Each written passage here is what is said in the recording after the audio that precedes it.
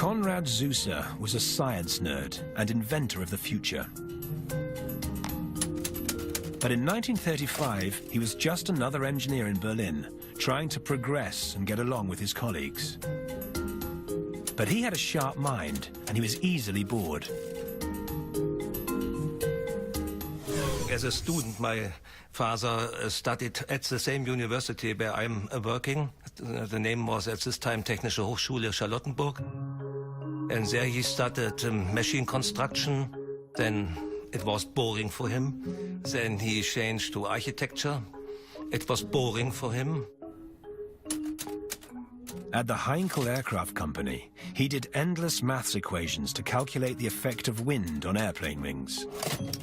But the adding machines of the time were not easy to use.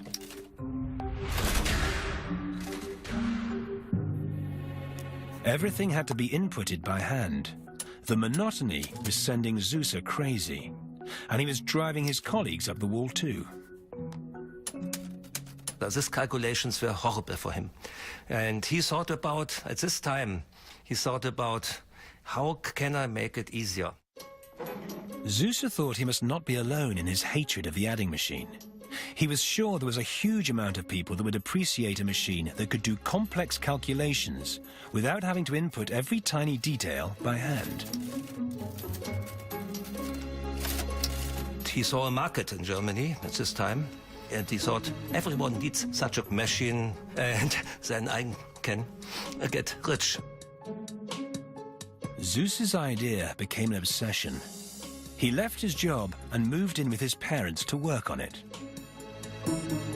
Came to his parents and said, I need a living room. I want to build up a big machine which makes mathematical calculations. They had no idea that their son's eccentric tinkering would change the future of the entire planet. Zuse began work on a machine that would do more than just complex calculations. It would be able to be programmed to actually think for itself. A computer.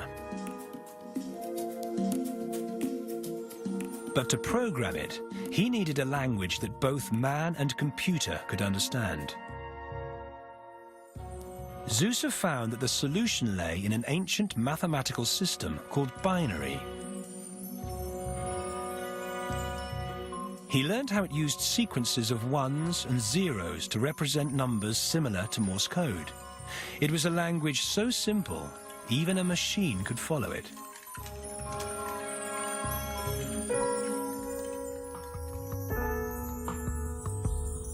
The next challenge was how to physically represent these ones and zeros in a machine. Zuse thought he could do it with thousands of mechanical switches. A sequence of switches turned on or off would represent any number. He started to build the switches by hand.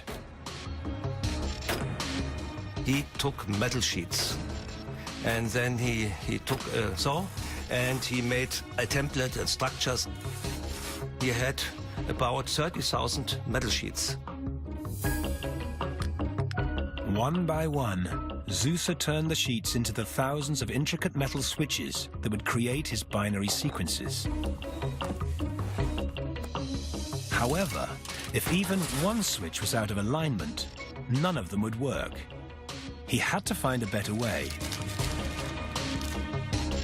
But world events threatened to derail his entire project.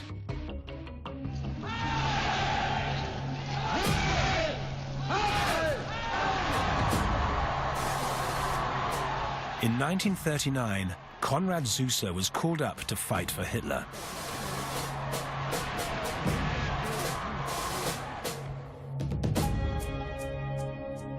But instead of heading for the front lines, Zuse managed to work in aerodynamics with the German Air Force. He tried to convince them about his computer concept, but they didn't see a use for it. So Zuse persevered on his own, after work at night. Then he came up with a brilliant solution to replace the cumbersome mechanical switches.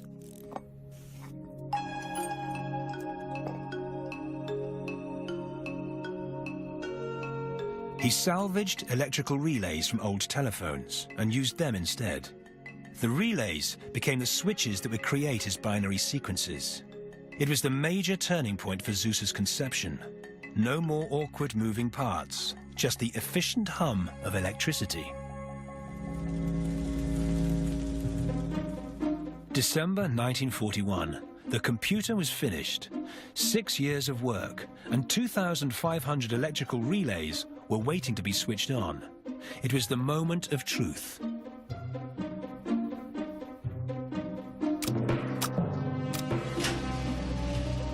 Zeuser fed a complicated mathematical problem into the computer.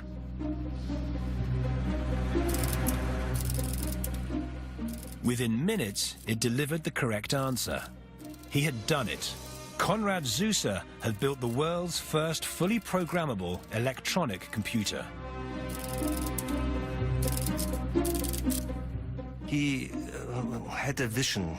He constructed a completely new type of calculating machines or computers. Partially, he was really a genius. But because of the raging war, the world's attention was elsewhere.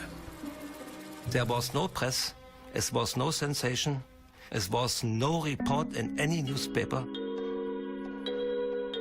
After the war, Zeuser started one of the world's first computer companies. And Konrad Zeuser's binary-based design is the universal standard for every computer in the world.